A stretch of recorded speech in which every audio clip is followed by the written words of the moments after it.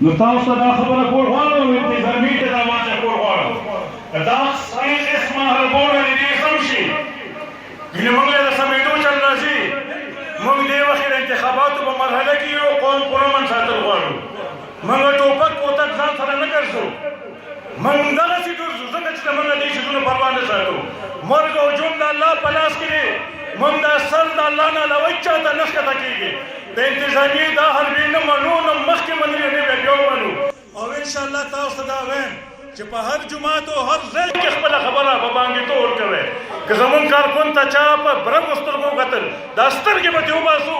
انشاءالله هېڅ قسمه ځای د سر نه ښکته کوو موږ د دې مذمت کوو د انتظامي د دې قسمه حربو او انتظامي ته دا وایو چې مخکې مو ته ما په اجلاس کې ویلي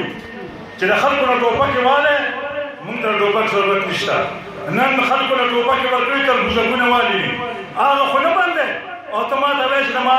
عالم به په جومات کې خبره نه کوي د دین او د قرآن خبره ده زه به په هر ځای کې کوم په هر ځای کې به کوم